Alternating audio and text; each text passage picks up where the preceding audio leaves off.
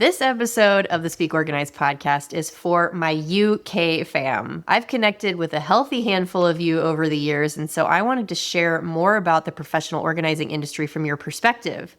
However, I am clearly as American as it gets, so I'm going to let my podcast guest today do most of the talking. She's a UK-based organizer and life coach who's going to be breaking down the main differences between the professional organizing industry in the UK versus other parts of the world, what clients come to expect, and lots of tips that you can follow if you're wanting to start an organizing business in the UK. There's even a separate association that you can join to network and learn from other pros in the industry. And she's going to be breaking down how she has structured her business model with a few other online offers and virtual offers to find multiple streams of income while you educate your clients on the importance of having a professionally organized space. So without further ado, we're going to go and get started.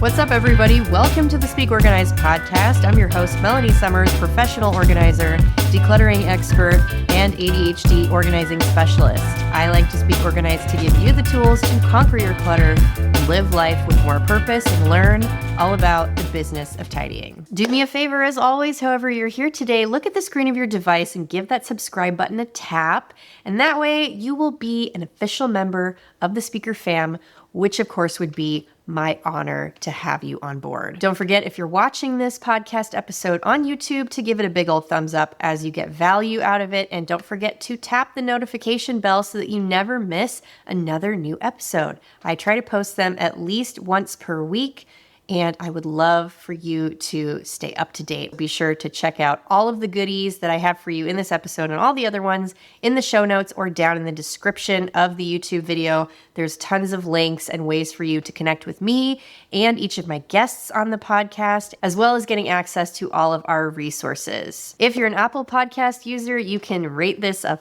5-star podcast and give us a rave review. We would be so honored to have the support. And don't forget to follow along on social media. You can find me on all the major platforms. I mostly hang out on Instagram. My handle is @ISpeakOrganized, and I love to connect with you guys there as well. Don't forget to also join my free Facebook group. It's a great place to connect with other like-minded folks on organizing and decluttering journeys, as well as those who are starting their own organizing business. And you know me, I'm full of resources. I like to keep you up to date, so let's get into that before we start the episode. You have the opportunity to schedule an affordable consultation with me to get all of your questions answered for real. Nothing is off the table. And I would be honored to strategize with you and provide you with tons of resources during our call. I am serious about my mission to help you successfully start your own business and help you overcome any fear or doubt you have in your ability to make home organizing your new career. It was the best thing I ever did, and I would love to help you do it too. My schedule fills up quickly, so be sure to click the link in the description or the pinned comment to book your call before all of my slots are full for the month. And if you're ready to get paying clients in the door faster, you're going to need a streamlined process to onboard your prospects. And I have taken all the guesswork out of doing that. What to ask potential clients during consultations, what to put in your agreements, getting customer reviews, and more with my signature Pro Organizer Forms pack. These are 9 done-for-you forms that are customizable in a free Canva account, and I'll even show you how to set up that account if you've never used Canva before. These forms will save you days, possibly weeks worth of work researching and drafting critical documents to run your business professionally, and they're specifically designed for our industry.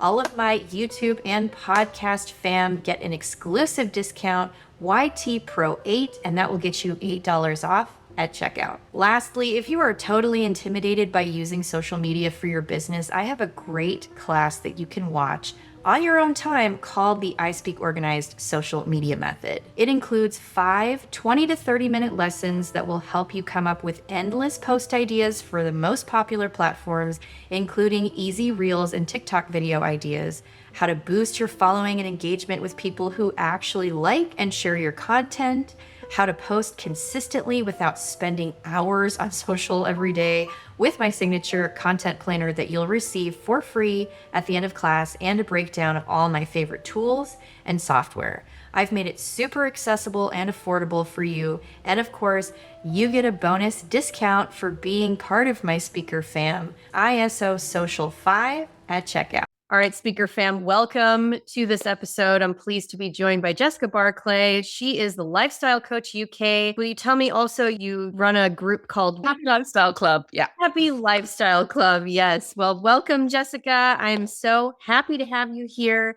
And I want you to go ahead and introduce yourself to all of our YouTube fam today. Hello. Well, I'm from the UK, as you can probably tell. If the company title didn't give it away, somebody had already got the Lifestyle Coach on Instagram, so I had to put the UK on the end. But I have found people have joined because they're like, "Oh, we like a UK accent." So I'm now I know. I like it. Yeah, I like it. I like my accent. It took me a long time to learn to like it, but I do now. So I'm based in West Berkshire here in the UK, and I have been a coach for over 7 years. Started actually in the fitness industry and transitioned into sort of time management and organization of more the mental and virtual side to start with. And then my first sort of physical declutterings were actually kitchens, were setting people's kitchens up so they were more friendly to cook healthy meals in. And I was based in central London at the time, so a lot of fridges basically just had condiments in them and nothing else. It's a lot of just takeaway life and restaurant life when you live in London. And it sort of slowly the fitness side disappeared, and the full-time decluttering along with the self-development side came in. And Happy Lifestyle Club is my online membership. So it's just a £15 a month, no tie-in contract situation. I also have a book, Happy Lifestyle Planner. You can see there's a happy. I blurred my background, so I have to hold it in front of my face. Oh yeah, I know it's. Otherwise, it won't let you see it. Even when I do that, still doesn't completely show. But yes, I self-published on Amazon last November. Oh, congratulations! Yeah, labor of love. It was meant to just be like a read book, but we had a fairly horrendous start to the beginning of last year. Can't lie, the beginning of this year has been pretty horrendous too. But so I didn't want to let go of the goal. It had been on my bucket list for a while. I finally made it onto my yearly goals, and I was like, I'm going to tweak it. So it's a book planner hybrid.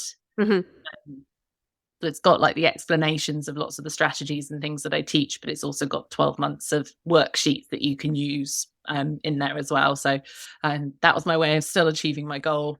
You can tell I'm doing a lot around goals and living a life aligned with who you are and how you want to show up in the world. Fantastic. You guys are 6 hours ahead of where I am. It's like midday. Friday here in the US, and across the pond, you're like getting ready for bed. So I appreciate you carving out the time to come and chat with us. And I'll make sure that everybody sees the cover of the book. I'll make sure that it's linked down in the description of the video and the podcast show notes so that you guys can get a hold of Jessica as easily as possible. We'll go through all of that stuff at the end of the video as well. So now that we kind of know what led you to professional organizing, it's always really interesting to ask that question because we all come from a lot of different crazy, seemingly unrelated backgrounds that lead us to this industry. But I first want to dive in for my viewers and listeners who are interested in starting their professional organizing business, or maybe they live on your side of the pond. I know that the industry is very different there than it is in other parts of the world. So I was wondering if you could shed some light on why that is and just give us a few details about how it differs. It's interesting because this is very much like a former hobby of mine, which was pageantry. My daughter currently holds a title. I've competed in the past. I always won like Miss Charity. It was my like running joke. But I get the same response to pageantry as I often get to professional organizing here is that a thing? Is that a thing? I thought that was an American thing. And I'm like, no, it's a thing here. So I had a lady contact me a couple of weeks ago, and she said, I'm thinking of starting my business in professional organizing. I was just wondering what it's like. And I said, if you are not happy spending 80% of your working time marketing yourself, it's probably not the right industry for you in the UK at the moment. Mm. I'm part of the sort of big accreditation is probably the wrong word, association. I knew it was an A word, the big UK based association, which is APDO. And I was talking with a group of sort of fellow APDOians the other day about specifically this. And I said, we need to come up with a group marketing campaign to just raise awareness that we exist and that the industry exists, because people are crying out for the help. You see it all over social media. People say, I'm struggling with this. And I'm like, Ah, there are people that fix that will come and help you fix that and will teach you how to maintain it. But there's not enough knowledge, even though that we've had great moves forward with TV shows and what have you, but mhm. because it looks very elitist. Sounds like a negative word, but it looks like a very elitist thing. You've got programs like the Home Edit go into a lot of celebrities' houses, and we've got a UK based one, but it doesn't really look like it's a thing. It looks like it's a celebrity coming in to do something, as opposed Interesting. to it's a recognized industry here. I love marketing. I find it really fascinating. I've had businesses before outside of this industry, so I've already got a foundational knowledge there, and I love business development and business growth. Otherwise, it wouldn't be a viable industry. And I think sadly, a lot of people are being fed the dream of the job here in the UK at the moment, signing up and then tumbleweed. Mm. Um, because the courses have zero to very little or severely outdated marketing advice. And no business, I think, will thrive without some good solid marketing and business sort of infrastructure to it. But you're fighting an even steeper uphill battle when you're based in a country that doesn't know your job exists. Right. Yeah. Because you're not only having to sell your services, but you're also having to educate your community as well on, the fact that they have a problem and you are the solution. And if you don't have the chops to market that properly, it can be very, very difficult, because you're not just trying to sell to people that already know they have a problem. They need to know that they have a problem in the first place. Yeah. And then it comes down to educating them to figure that out. I feel like in the United States, it is more of a recognizable industry now. It has been around here in the US since I think the mid 70s. It's been around for a long time, but it really has become very popular within the last 5 or 10 years. And so now it's more of an established industry. So I'm curious to hear what types of services people in the UK are most interested in. So I cover a huge range. I describe myself as I help people find happiness by decluttering their physical, mental, and virtual spaces. So I've also got qualifications as a life coach, Mm. as well as like qualification in professional organizing, and then a whole plethora of others, including like sports nutrition in there somewhere as well. Back in the day. And I find that people don't necessarily come to me realizing they need to declutter. And I've definitely built that into one from a marketing aspect, because it means that people find me through other avenues and then realize that what they need to do is declutter, whether it's physical or virtual or mental. Mhm. And but also that um I am then I've got a bit more variation with my work, and I can also feed my other sort of passions within under the same brand and within the same thing. And also having an online membership, I need to constantly be evolving it and adding new content and things. It's not I work with one client behind a closed door and then the next client doesn't know what I said to the first client, because Mhm. they're seeing me afresh. They've seen everything online in the membership. Right. So I have that variety within there. But it so often does come back to this concept of letting go what doesn't serve us. Um, that seems to be like the general theme. It's letting go what doesn't serve us for who we are and how we want to show up in the world. Whereas someone that purely does decluttering, like in person, in a house kind of thing, they seem to be very keen on specific areas. Mm. I think it also from a price point, if people see even though we don't tend to have pantries here, we would still list on our website pantry organisation, £200, whatever it is you would do.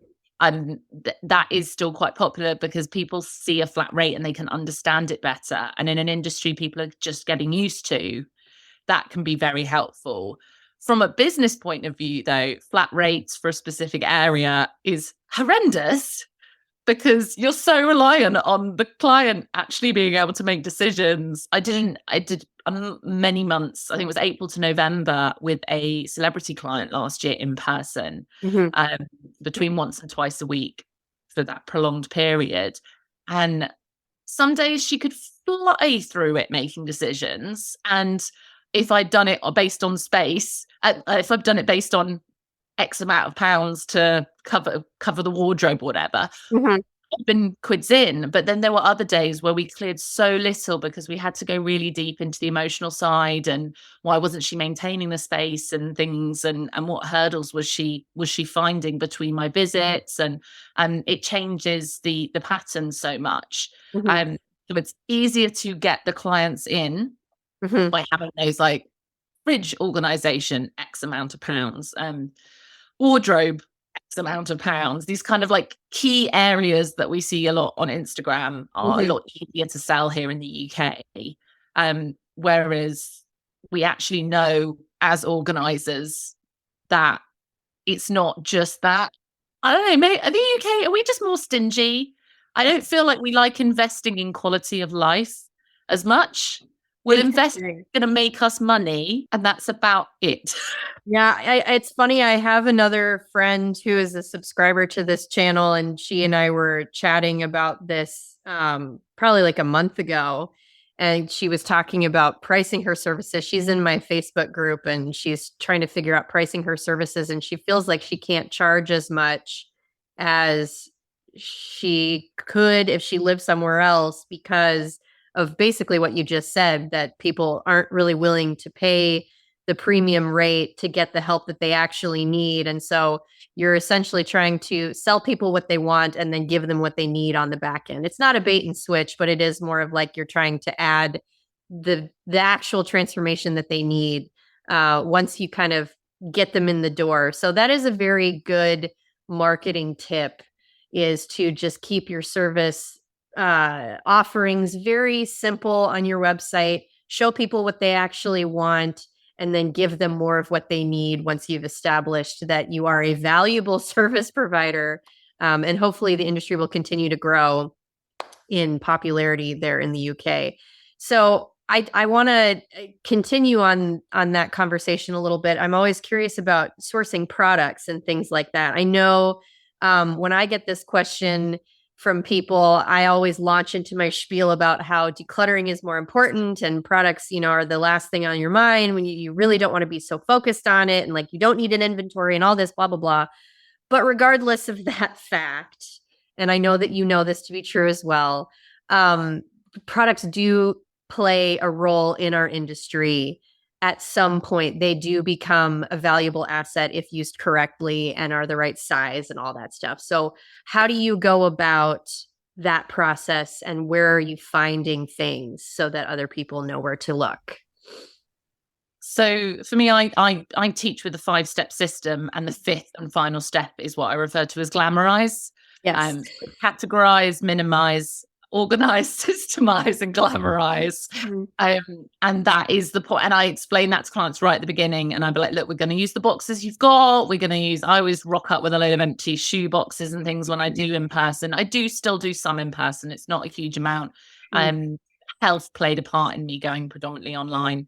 But I do still do bits. And so I'll turn up with little shoe boxes and stuff to get us started. And you always find loads as you declutter, and quite often they've got enough storage. It's just not necessarily the right storage. Right. And like I say, we don't want to invest until we understand that what we need and if the system's going to work. If we set you up something with lovely drawers, but actually you're going to need open bins, because if we do the drawers for a month or so and it's a disaster, we don't want to have spent loads of money. And also I'm a little eco bunny, so I do a lot of secondhand sourcing for clients as well. and I will, if I see any kind of organizational products being sold secondhand, and then I will, if I've got the space to store at the time, then I will scoop them up and literally charge whatever I paid. As long as I haven't had to drive too far, I'll charge whatever I've paid for them to clients so that we're reusing. And I'm very honest. I say, oh, I got this secondhand. Mhm. We find that a lot with IKEA because they're so far apart here in the UK that people will overbuy because they don't want to underbuy and have to go back. But then because they've overbought, they don't want to return it either because going to IKEA is a day out. It is, yeah. The whole trip. So there's often a lot of brand new IKEA organizational things that come up on like Facebook Marketplace and things. Uh-huh. From a new standpoint, and I think also I have the benefit because I work mainly online that I have less products to source. Therefore, I have got more time to do those sort of and I upcycle furniture as a bit of a side fun thing. And I don't make very much money, so it's definitely more for the fun. So I'm in those kind of secondhand groups and things already for myself. All it takes is knowing what my clients need. My two favorite go-tos are as a place for everything, which is a UK website and more sort of I guess a small independent, but when you look at it, it doesn't look very small. And it's got like your alphas and things like that. It's not expensive, but they don't tend to carry any cheap brands. So you pay for what you get. I always say that's the same with Harrods. Everyone thinks of Harrods as a really expensive shop. It's not. It just doesn't sell anything that is cheap to start with. Right. Quite often you can get my partner always says he bought his mum a Barber coat. Do you have Barber over there as a brand? James Bond does it a lot. Yeah, I don't think so. I don't know. Yeah.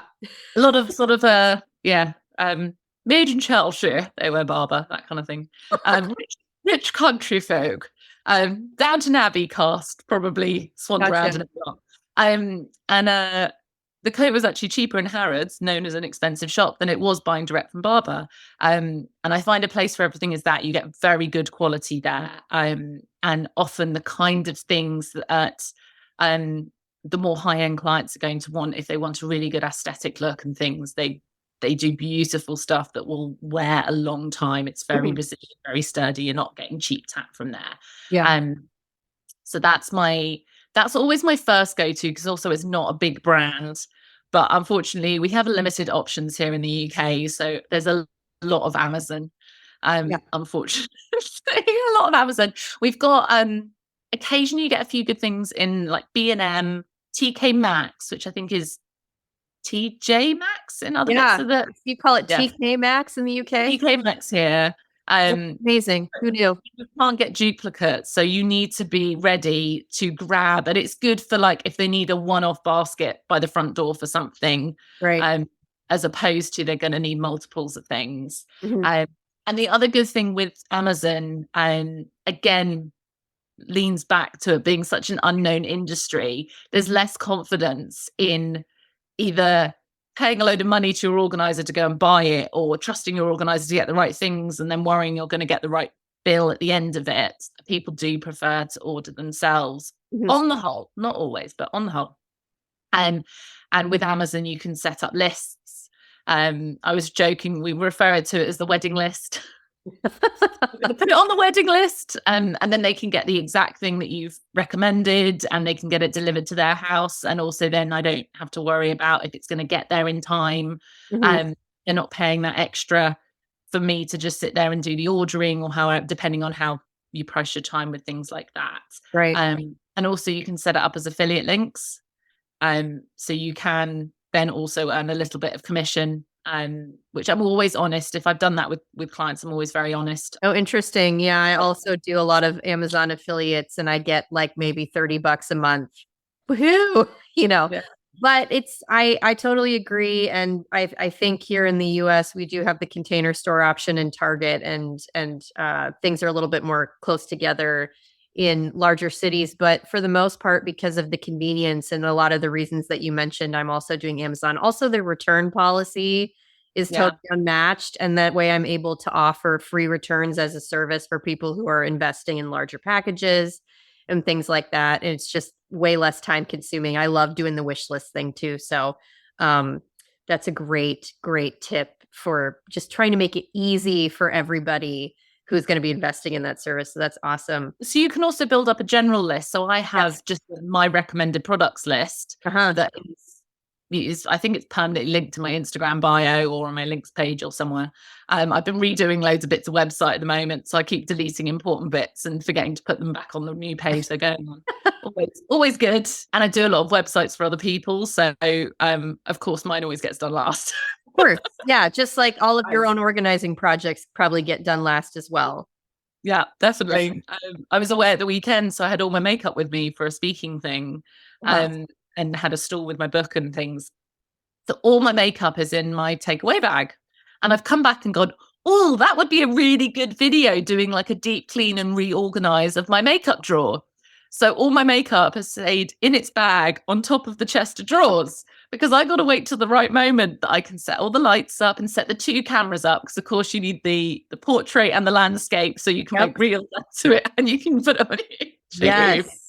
You've always got to have your marketing brain on. So not only does it get put to the back after clients, but you also then need to wait for the perfect moment when you can film it. Yes, I understand that struggle so very much.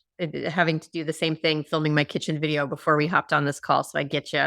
I want to just wrap up this section because I do want to transition into talking a little bit more about organizing theory and decluttering for people who are interested in learning more about that versus the back end business stuff. But just to summarize kind of what we've talked about in the first half of the podcast today, just give us your top 3 pieces of advice for anyone specifically in the UK who is looking at becoming a professional organizer.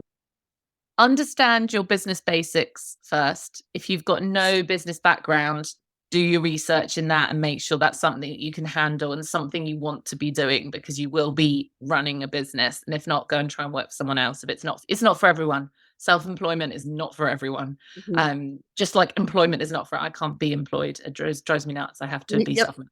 I'm there. Yeah. Like literally. I guess my second one would be don't count on it to be your full-time income straight away. I think that's the same with starting any business. But you will need additional funnels. Like I get paid to do speaking gigs. I've got the online membership as my main one. If for some reason you have something that physically stops you from going into homes, what's going to be your backup? Would you like doing the job online? Because some people that's a no. For me, when I did fitness, I didn't want to do fitness online when COVID happened. I had one client that came to me from years ago that said, and I was like, because I like you, I will do it. But I was also already wrapping up all the fitness stuff and things anyway. So you need to consider those additional elements. You're not just going to magically be going into someone's home all the time and doing that lovely side of it. You need to understand the other bits. And then I'd say the third one is look up Apto, because it is basically where most organizers hang out in the UK. There is like a joining fee. I'm not endorsed or anything by them, but it's fairly minimal and it's sort of run by the community. It's run by volunteers. I think we have like 1 or 2 paid admin people that help out with the little bits and pieces, but it's mainly run by volunteers. So they do it on a bit of a shoestring. But if nothing else, it's nice to meet other people to understand so much of what we've talked about already in this episode. Loads of people came into it recently and didn't know that they were going to have to run a business. It just hadn't clicked. So it's nice to have that support. So whether it's Apto or just find some other UK-based professional organisers, basically message me. We'll have a chat. You're a perfectly lovely person. I'll make sure that everybody has your information so they can get in touch with you. That, it's such a small community anyway, just in general, that you're right. The networking aspect is so important, especially because most of us, at least when we're getting started, are working by ourselves. And so it's nice to feel a sense of community, bounce some ideas off of one another, because you really don't know what you don't know. And if you're always trying to come up with ideas from within your own brain, you're severely limiting yourself. And that's something that a lot of us have to learn the hard way. So take it from me and Jessica here to get in touch with all your friends that are nearby. So That's how I ended up doing more websites. uh-huh. So I see people in the professional organizing groups asking about, oh, do I really need a website? Do I really need this? And then people going, no, you don't need a website. And I'm like, yeah, you do. Oh, yes, You, you do. you need to be growing that email list. You be doing this, do this, do it. And so yeah, I started doing starter packages, like really. Most starter packages are like £1,000 here, so I do them for like 250 quid. Mhm, Get people set up with a starter email, starter website, and starter branding. mhm. Because they'll say, "Oh, can you start me a website?" And I'm like, "Okay, so what's your business name?" They won't know. What sort of colours are you thinking? They won't know. Do you have any Yeah. fonts in mind? They won't know. And I'm like, "Okay, so I can do that for you too." Yes, yes. We need so much more help than we realize sometimes. So get in touch with your friends. I love it. All right, fam, we're going to take a little bit of a break to stretch our legs, get some water, eat something.